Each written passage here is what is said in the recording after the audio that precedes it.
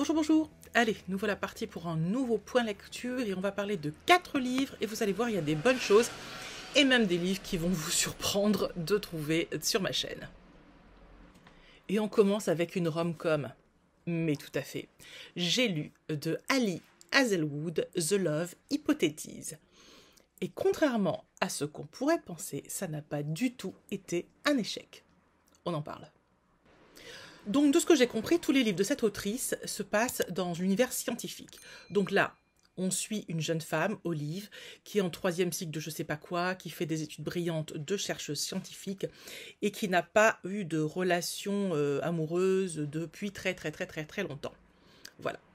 Et en parallèle, il y a un chercheur un peu plus aguerri qu'elle, un peu plus capé qu'elle, qui est dans le bâtiment et bien évidemment, ils se détestent. Normal. On est quand même sur de la base de romance harlequin, donc forcément on part de... J'oublie toujours la formule, mais on part de je te déteste à je t'aime. Donc aucune surprise, hein. Vraiment c'est pas de la littérature, vous allez faire... Non, vous tournez la première page et vous savez ce qui va se passer à la dernière page. Hein. No suspense. Bon, ça, c'est la partie pas très intéressante du truc. Comment va se profiler l'affaire? Donc, c'est très simple. L'héroïne, Olive, a quitté son petit ami et sa meilleure amie est amoureuse de cet ex. Mais ne veut pas sortir avec parce qu'elle ne veut pas faire de peine à Olive. Et Olive, pour la convaincre qu'elle est passée à autre chose et qu'elle peut sortir avec ce mec parce qu'elle pense qu'ils sont faits l'un pour l'autre, décide de lui prouver et à un moment donné... l'improbabilité du truc, hein, croise un homme dans le couloir et dans des circonstances incroyables, l'embrasse sur la bouche. La bonne nouvelle, c'est que ça marche et que sa meilleure amie s'installe avec son ex. La mauvaise, c'est que bien sûr, elle a embrassé son pire ennemi. Et du coup, les deux acceptent, enfin surtout lui, accepte de jouer le rôle du petit ami pour que la meilleure amie de l'héroïne puisse sortir avec l'ex de l'héroïne. Mais vous n'avez pas suivi ou quoi? C'est pourtant simple. C'est du classique de la romance. Alors on a tous les poncifs. Hein. On a de l'amour à la haine, on a la meilleure amie, on a l'ex, on a le méchant de l'histoire, que je vous dis pas qui c'est, parce qu'évidemment, il y a un méchant dans l'histoire qui fait des trucs pas cool, hein, vraiment pas sympa. Il y a tout un tas, donc évidemment il est un peu plus âgé qu'elle, évidemment ceci, enfin voilà, c'est pétré de poncifs. Physiquement il est beaucoup plus grand, beaucoup plus costaud qu'elle, parce qu'elle est très mince, très fine. Bref, lui il est parfait. Hein. Lui c'est la perfection incarnée, à se demander d'ailleurs pourquoi est-ce qu'elle le détestait, parce qu'on se demande bien comment on peut détester un titre pareil, il est parfait. Alors j'ai trouvé intéressant que ça se passe dans le milieu universitaire, dans le milieu des doctorants et dans le milieu de la science. Parce que c'est vraiment pas un domaine, je trouve, qui est très représenté dans la littérature. Et pour le coup, en termes d'originalité, bah on est plutôt dedans. Bon, l'histoire du faux couple, c'est quand même un peu bif-bof. En gros, ils se voient 10 minutes toutes les semaines au bar du coin où tout le monde va... pour être sûr qu'on les voit et qu'on pense qu'ils sont en couple. Alors, 10 minutes par semaine, bon. Et malgré tout, l'intrigue Carinca tient la route. L'intrigue devient un peu plus sympa au moment où ils se déclarent leur flamme et qu'ils deviennent un vrai couple, et non plus un faux couple. Pourquoi j'ai aimé cette romance, moi qui n'aime pas les romances, c'est que j'ai trouvé deux qualités vraiment très intéressantes. La première, c'est qu'à aucun moment, l'écrivaine essaie de nous faire croire qu'elle fait un truc original. D'entrée de jeu, vous savez à quoi vous en tenir. Vous avez le triangle amoureux, vous avez de l'amour à la haine, vous avez tous les poncifs du genre. Elle ne vous épargne rien, elle le fait exprès, elle assume. Moi, ça me va bien. Les gens qui essayent de vous faire croire qu'ils écrivent une romance, mais en ajoutant ceci... Non, oubliez les gars, quoi. Une romance, c'est une romance, ça a des codes, on respecte les codes. C'est comme un polar où il n'y a pas de meurtre, ça n'a pas de sens. Et ben voilà, là, il y a des codes, elle les respecte et elle joue avec. Et c'est le deuxième point fort, c'est que moi, je n'aime pas les romances parce que souvent, je trouve ça assez cucul à praline. Et là, j'aime bien par contre les romances en film. Voilà, il y a plein de films que j'adore. Quand Henri rencontre Sally, c'est mon préféré, mais j'aime beaucoup Vous avez un message, j'aime beaucoup Love Actually, j'aime beaucoup, voilà, Coup de foudre à Notting Hill, évidemment. Enfin, j'aime beaucoup les comédies romantiques en film. Et en livre, ça passe pas. Et en fait, je pense que ça ne passe pas parce que ça ne me fait pas rire. Or, dans les films, ça me fait rire, voilà. J'aime beaucoup ça parce que c'est drôle. Quand il rencontre Sally, c'est tellement drôle, en fait. Et là, elle utilise les mêmes arcs narratifs, la même fonction d'humour que dans les films. Alors, vous riez pas aux éclats comme on peut rire dans certaines comédies romantiques, mais il y a cette idée de légèreté, de drôle, il y a des scènes qui sont vraiment drôles. Vous les voyez venir à 10 km à la ronde, mais en même temps, vous êtes content de les voir venir parce que vous savez que vous allez vous marrer un petit coup, que ça va être drôle, quoi. Après, il y a quand même une grande longueur. C'est les 2 chapitres où il s'envoie en l'air. Alors là, ça a été long quand même. Elle ne nous épargne aucun détail et on est dans un espèce de cliché. Ça a été long. Ça a été long. Et je sais pas si ça marque de fabrique, mais alors là, vraiment, je me suis dit, waouh! Et à peine crédible en plus, parce qu'il y a des passages où je me suis dit, bon, voilà. Bon, ok. Peut-être ça existe. Peut-être j'ai pas rencontré les bons mecs, hein, je sais pas. Mais quand même, c'était beaucoup. Hein, je sais pas. Bref, c'est pas la partie du roman que j'ai préférée. Bon, finalement, j'ai passé un bon moment, je l'ai lu super vite. J'ai l'impression d'avoir regardé une comédie romantique à la télé. Et franchement, pas si mal. J'ai ensuite lu sur un coup de tête, je ne sais pas pourquoi, un livre de Nicolas Begley. J'avais lu le Cri il y a fort longtemps. J'avais bien aimé, mais ça m'avait pas chamboulé au point de me précipiter sur la suite. Et puis là, ça me pète au casque et je me dis, tiens, j'ai envie de lire un petit polar, je vais lire du Begley. Et je prends donc Complot, qui est la suite du Cri. Alors, comme dans le précédent, on suit une héroïne, Sarah Guerrigen. Elle est avec le Jules qu'elle a rencontré dans le précédent tome. Ils élèvent ensemble un petit garçon. Vous saurez qui que quoi si vous avez lu le précédent tome. Voilà, ils sont tranquillement installés en Norvège. Lui, il est français. Ils sont installés en Norvège. À ce moment-là, la police débarque et lui demande à elle, Sarah Guerrigen, de venir les aider parce que c'est très urgent. Et en fait, elle est embarquée dans un hélicoptère et elle se retrouve au fin fond de la Norvège, dans un coin extrêmement éloigné, dans lequel la première ministre norvégienne a sa maison. Et elle découvre que la première ministre norvégienne a été assassinée. Donc, bien évidemment, il y a un côté très politique, un côté très... très grand public, hein, les gens s'y intéressent, les journalistes, et forcément c'est une enquête à risque, et c'est pour ça qu'on fait appel à elle, parce qu'elle est brillante, parce qu'elle est forte, et parce qu'elle résout tout. Évidemment, Sarah Guerrigen a pour qualité d'être toujours hors norme. Là où tous les autres vont se planter, elle va tirer le bon fil. Et tout de suite, elle pressent que c'est pas un meurtre isolé, que c'est pas juste un assassinat contre la première ministre, mais le début d'une série de meurtres. Évidemment, personne la croit, elle est retirée de l'enquête, et puis on se rend compte qu'elle avait raison, puis elle y revient, voilà. Il y a tout un enjeu politique fort derrière. Et tout tourne vraiment, mais vraiment autour de ce personnage de Sarah Guerrigen. Ce que j'avais aimé dans Le Cri et que j'ai retrouvé ici, c'est que c'est un véritable page-turner. Ça se lit hyper bien, c'est hyper addictif, c'est très prenant, l'enquête est très intéressante, il y a plein de rebondissements et en même temps c'est pas saoulant, c'est pas fatigant, ça passe tout seul. Je crois que j'aime bien l'écriture de Nicolas Begley dans son efficacité. Ce qu'on demande à un polar, en fait, c'est d'être efficace. Moi, je demande pas la crédibilité. La crédibilité, je m'en fiche un peu, en fait. Des fois, ça peut être super bien, un policier crédible. C'est pour ça que d'ailleurs, j'avais beaucoup aimé la trilogie de Norek, mais j'adore aussi Vargas. Et Dieu sait que chez Fred Vargas, la crédibilité, c'est 0. Moi, je m'en fous de la crédibilité. J'aime l'efficacité, j'aime le dynamisme, j'aime les enquêtes fortes, voilà. Et avec Begley, j'ai vraiment eu ça. J'ai trouvé qu'il développait son point hyper bien. Et surtout, il a choisi un axe absolument incroyable que je n'avais jamais lu dans un roman policier, qui est un axe féministe fort.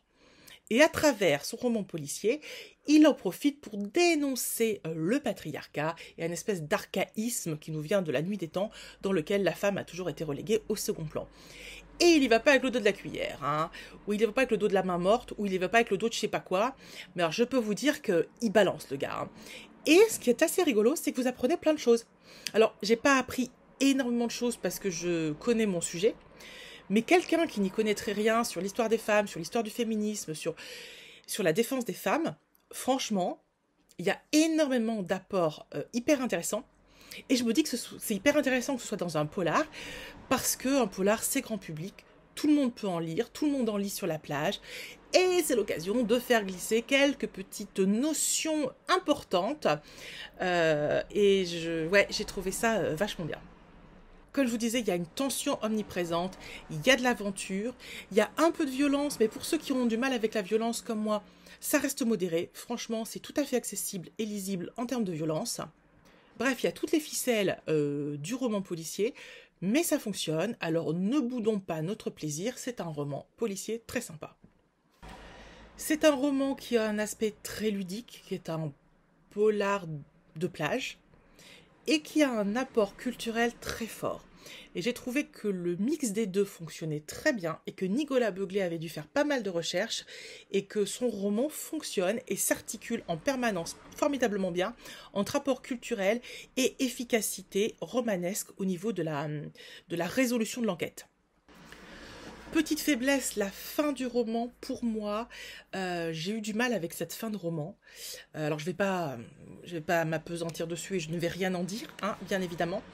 Mais c'est pas une fin de roman qui m'a plu.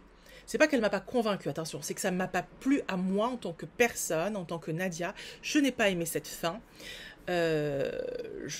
Parfois peut-être qu'il va trop loin pour moi.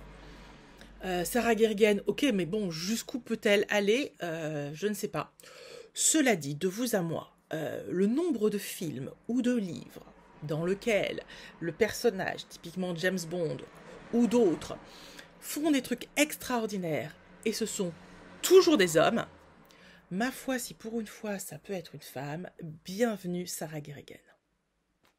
J'ai ensuite lu Pourquoi tu pleures d'Amélie Antoine. Oui, je suis dans une veine Amélie Antoine, c'est mon 3e de l'année. J'avais adoré Fidèle au poste. J'ai un peu moins aimé Une histoire d'enfant, une histoire sans enfant. Bon bref, il y a enfant et histoire dans le titre. Et là, donc j'ai lu Pourquoi tu pleures. Je ne savais pas à quoi m'attendre, j'y suis allée à l'aveugle, sans connaître les thématiques, sans rien savoir du tout, comme j'avais fait pour les précédents. Et franchement, c'était le 4e que je lisais avec Raison obscure. Et quelle bonne idée d'y aller à l'aveugle, parce que vous ne savez pas à quoi vous attendre. Et en tournant les pages, on ne sait pas où on va, et j'adore ça. Alors, dans ce nouveau roman d'Amélie Antoine, qui n'est pas un nouveau roman du tout... Ah si, peut-être qu'il est assez récent. On suit Lila et Maxime, qui sont mariés depuis 3 ans, qui ont un mignon petit bébé, tout est merveilleux, leur couple, leur enfant, voilà, ils ont acheté une maison, tout va bien. Et puis, un matin, ou la nuit, Lila se réveille et son mari n'est plus là. Et elle va dans la chambre et son bébé n'est plus là. Donc là, elle panique, elle ne comprend pas pourquoi son mari et son bébé sont plus là. Ils sont partis tous les deux la veille au soir chez un collègue à lui pour faire une pendaison de crémaillère. Elle est hyper fatiguée, elle n'en peut plus de s'occuper du bébé à la maison. Et lui a dit, bah, écoute, profites-en pour te reposer, prends un bain, je pars avec la petite. Comment elle s'appelle le bébé? Zut, je sais plus. Zélie. Je pars avec Zélie, et puis repose-toi, et puis je rentrerai pas tard, et on se voit demain matin. Sauf qu'elle se réveille pendant la nuit, que personne n'est rentré, qu'elle panique. Elle commence à l'appeler, tata, il répond pas, sauf qu'elle se rend compte qu'elle n'a pas le nom du collègue, qu'elle a demandé aucune information, donc elle a nulle part quelqu'un à joindre. Le matin arrive, elle est en panique, elle finit par appeler la police. Que va-t-il se passer? Alors on est dans du pur roman noir. Amélie Antoine, elle est là pour vous secouer les puces. Elle n'est pas là pour vous conter fleurette. Vous savez que vous allez, à un moment donné, vous manger un parpaing dans la tête. C'est juste que vous ne savez pas quand et vous ne savez pas ce que ça va être. Mais vous savez que vous allez l'avoir. Et celui-ci ne fait pas exception à la règle. Ce titre, Pourquoi tu pleures, est brillant. Mais brillant. Vous allez comprendre pourquoi en le lisant. C'est génial. Et surtout, ce que j'ai trouvé incroyable, c'est qu'Amélie Antoine aborde, à travers ce roman, une thématique qui est quasiment jamais abordée dans les livres. Et c'est fort regrettable, parce que c'est une thématique très importante, très intéressante, très forte. et qui a longtemps été tabou. Et voilà, j'aimerais vraiment que ce soit plus présent dans les romans. À partir de là, je vais développer, je vais pas développer, mais je vais juste indiquer pour ceux que ça intéresse la thématique du livre. Enfin, juste en quelques mots. Donc, ce que je vous propose, c'est de faire un saut de quelques secondes si vous ne voulez pas connaître la thématique du livre. Pour ceux qui veulent la connaître, ici, on va parler du non-désir d'enfant. De ce qui se passe quand on ne veut pas être mère, quand on ne veut pas d'enfant et qu'on se retrouve contrainte à la maternité. Voilà, et j'ai trouvé que c'était une thématique très peu abordée et qu'elle le faisait de façon géniale. Donc retour, voilà, ça y est, vous avez passé le petit passage un petit peu spoilant, très peu, mais un petit peu spoilant. Ce qui est intéressant à la lecture de ce roman, c'est que vous trébuchez à chaque... il y a plusieurs parties et à chaque fois, vous lisez, vous faites ah, d'accord, ok, donc vous continuez, ah, ok, d'accord, et ainsi de suite. Et alors à un moment donné, j'ai compris où elle allait parce que c'était inévitable. Mais j'ai trouvé que c'était tellement bien fait, tellement fort, tellement bien amené, et tellement humain, et tellement intelligent. Bon Dieu, merci Amélie. Donc vraiment, roman coup de poing, je crois qu'il n'y a pas d'autre mot, c'est vraiment un truc que vous prenez dans la tête, qui est intelligent, qui est très très bien fait, qui est très bien écrit, et même si comme moi vous devinez où elle va, franchement lisez-le parce que ça reste un très très bon roman. Et enfin j'ai lu Te laisser partir de Clare McIntosh. C'est un livre qui m'a été conseillé par l'une d'entre vous, et grand merci, parce que j'ai beaucoup aimé cette lecture. J'étais en panne de lecture, en ce moment j'avais un peu de mal, et honnêtement c'était exactement le livre qu'il me fallait à ce moment-là de ma vie. Alors, de quoi allons-nous parler? Nous sommes la nuit, une maman se promène avec son petit garçon, et il y a une voiture qui déboule, et qui renverse le petit garçon et qui le tue. Et le chauffard s'enfuit. Donc délit de fuite. Une enquête est menée, mais on ne retrouve pas le coupable. En parallèle, on va suivre Jenna. Jenna qui ne se remet pas de cet accident. Jenna qui n'arrive plus à vivre, qui n'arrive plus à respirer, qui revoit tout le temps cette scène dans sa tête, qui est malheureuse comme les pierres, qui pense tout le temps à ce petit garçon. Elle est vraiment pas bien et elle abandonne toute sa vie. C'est vraiment l'histoire de l'abandon d'une vie. Je laisse ma vie derrière moi. Et on la voit partir au Pays de Galles, je crois qu'elle part, c'est un roman anglais, et tenter de se reconstruire en louant une toute petite baraque dans un coin paumé. Et on va suivre pendant toute une partie du roman une alternance entre cette femme qui essaye de se reconstruire et la police qui mène toujours l'enquête pour savoir qui a renversé ce petit garçon. C'est un roman qui est hyper touchant parce qu'il travaille à plusieurs niveaux. Parfois, vous êtes limite dans la rom-com, parce qu'évidemment, Jenna, qui va se reconstruire, qui va essayer de retrouver une vie, va rencontrer par hasard un homme, va aussi adopter un chien. Enfin bon, voilà, il y a des passages très humains, très beaux, très simples. C'est l'histoire d'une reconstruction, d'une résilience. Mais vous allez aborder plein d'autres thématiques, parce que certes, oui, il y a la perte de l'enfant, mais il y a plein d'autres thématiques que je ne peux pas vous dire ici, parce que ce serait trop spoilant. Mais c'est un roman qui m'a vraiment séduit. Qui m'a séduit parce que les retournements de situation, là encore, en cœur de roman, sont impressionnantes, sont touchantes. Personnellement, je n'ai pas vu venir il y a un gros retournement au milieu, je ne l'ai pas vu venir. Ça m'a vraiment parlé, ça m'a touchée. J'ai trouvé que c'était bien écrit, que c'était efficace, qu'on a envie d'aller jusqu'au bout. Si je devais reconnaître une faiblesse au roman, c'est sa fin. Non pas la clôture, parce que la clôture est belle, mais il y a encore, vous savez, encore un twist final. Peut-être c'était pas nécessaire. Là, on arrive vraiment presque au rocambolesque, où on vous dit, bon, là... Vous voyez, c'est les 20 dernières pages. Est-ce qu'on avait besoin à ce moment-là, alors que le roman est super, d'avoir encore un nouveau twist? Non.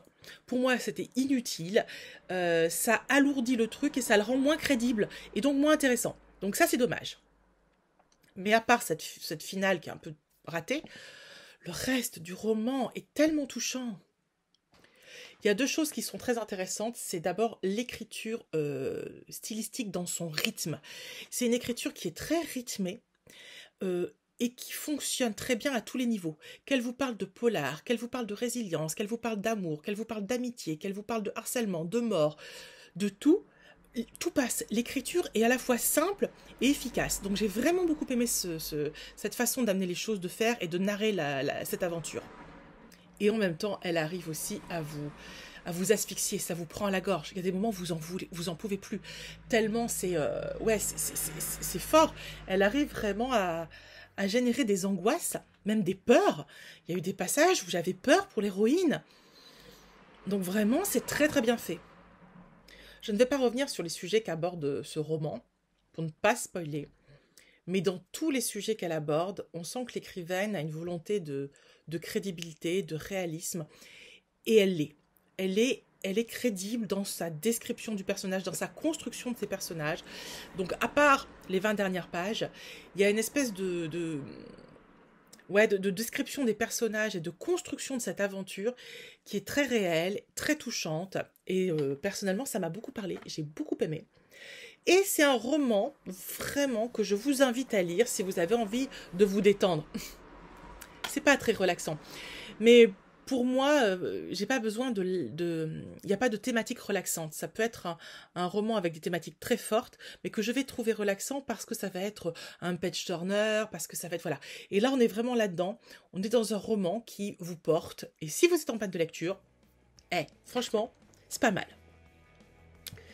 Voilà, j'ai fini mes 4 livres. Vous voyez, il y avait quand même des belles choses. J'espère que ça vous a plu. Si vous en avez certains que vous avez lus ou qui vous font envie, n'hésitez pas à me le dire en commentaire.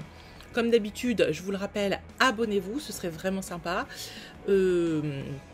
Likez cette vidéo si vous l'avez aimée et on se retrouve très vite pour une nouvelle vidéo. Ciao!